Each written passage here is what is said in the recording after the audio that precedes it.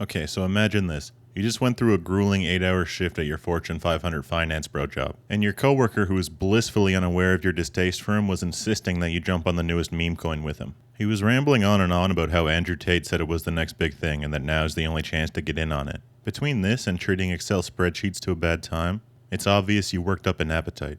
So you decide to hop in the group chat and see if your friends would like to get together for a meal.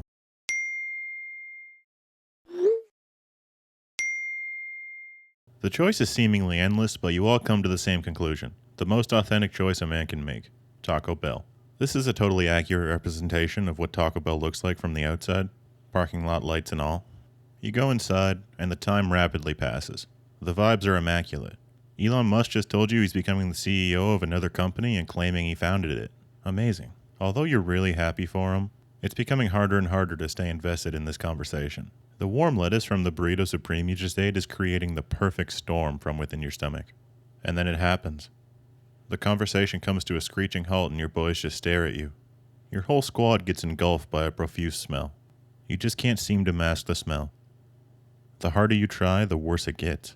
This is the new world you've created, and you, along with your friends, have to live in it.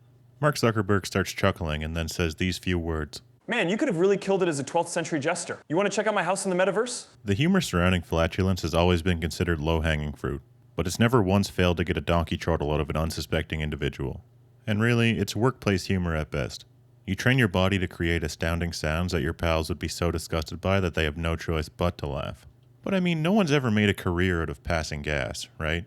Like, you wouldn't pay money for a ticket to go see Dave Chappelle just go on stage, take his pants off, and lay waste on the floor in front of a live audience, right?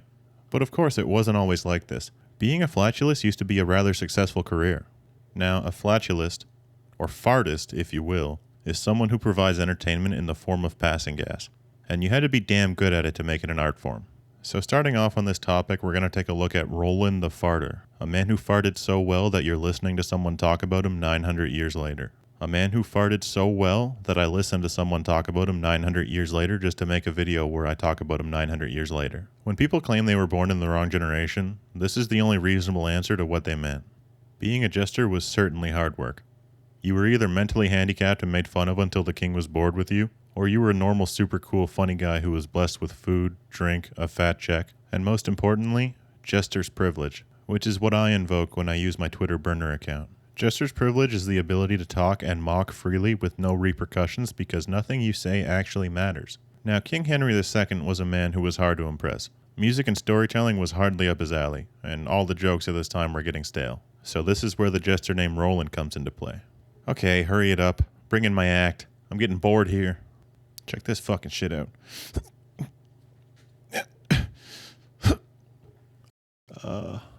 Guards. What the fuck was that? Execute this man. Immediately. No, wait. Huh. Holy shit. That was horrific. I'm gonna give you a bunch of free stuff, man. You earned it. No, seriously, you did. Keep up the good fucking work. Oh, man.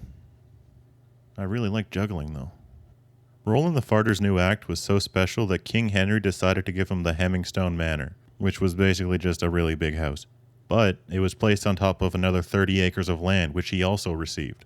Although Roland was likely a man with many talents, he was forced to live the same monotonous life as the rest of us, and he continued to perform the same act year after year, titled Unum Saltum et Syphiletum et Unum Bumbalum, not to be confused with the hit song Black Betty Bumbalum by Ram Jam.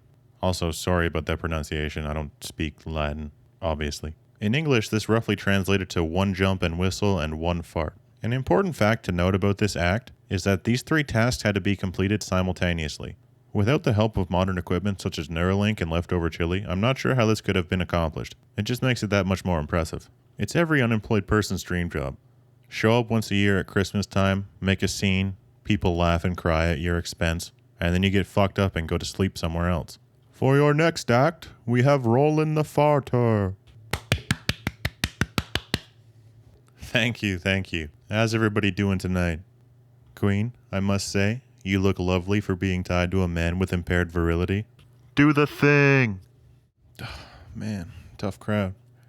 So, what's the deal with all these peasants, huh? Build a big wall and throw them to the other side, I say.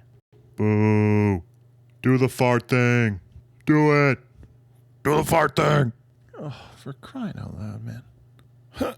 There. There. Are you happy now? Woo! Classic Roland. As you could already tell, life was pretty great for Roland. I mean, he got a retirement house and a pension in a time when that stuff didn't even exist. Presumably, he lived out the remainder of his life under King Henry II, and hopefully he got to enjoy some of his other hobbies in the 364 days of downtime each year.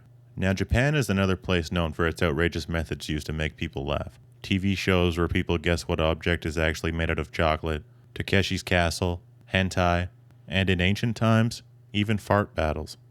Over 150 years ago, a group of anonymous artists decided to create a 34-foot-long scroll titled Higasen. This scroll depicted around 15 different scenes of people directing their gas at the opposing force with different methods.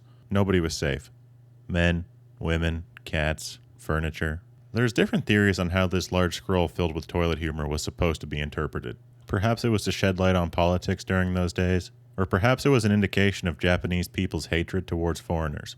And apparently the only way to deter them was with their stench. But regardless of that, this art is the type that would make your average 25-year-old aspiring art elitist hipster companion to say, yes, I can see what's happening here. The average person definitely could not understand the intricacies taking place. The scroll at hand is clearly class conflict related, possibly Banksy inspired. It's truly remarkable. So was it profitable in the sense of money? No. But toilet humor is a priceless artifact, and it's worth more than all the money in the world. On a browner note, the most profitable form of flatulence might surprise you. A career that boomers consider a disgrace, a waste of time, it's disgusting. But it's one that I consider a damn good retirement plan. As you may know, there's an unlimited market of men aged 18 to 127 who are stricken with the gooning disease, and females worldwide are capitalizing like none other. And I do not blame them one bit. They take to the streets of social media and they build a rapport with these men. I say they because us civilized folk know they're just talking to a bot or a sweaty-fingered man in a dimly lit room who's also lusting for his queen. And once that conversation starts, it's officially over for your bank account. All it takes is a monthly subscription. $15 every 30 days is not that bad. That's a RuneScape membership and you've been trying to quit for God knows how long. But addictions happen fast. The goon receptors in your brain take over and you start convulsing in your Amaranth-sponsored gaming chair. But then you see it. The light at the end of the tunnel. The end-all be-all. Fart-scented products. $999.99. And this could be yours. A small mason jar containing a single hair from a random woman on the internet, laced with methane. And boom. Just like that, you've won capitalism. So now instead of going to bed at night with the weight of knowing that you're not good enough, you can now also go to bed with the weight of knowing that hundreds of thousands of niche micro-celebrities make a killing off of these types of markets. You can choose to sit here and be disgusted, but I, for one, will choose to be impressed, to hopefully help manifest I become one of these people. Also, you guys should have bought the bathwater instead. I can't recommend it enough. As always, thanks for watching. If you enjoyed the video, please feel free to subscribe. Until next time.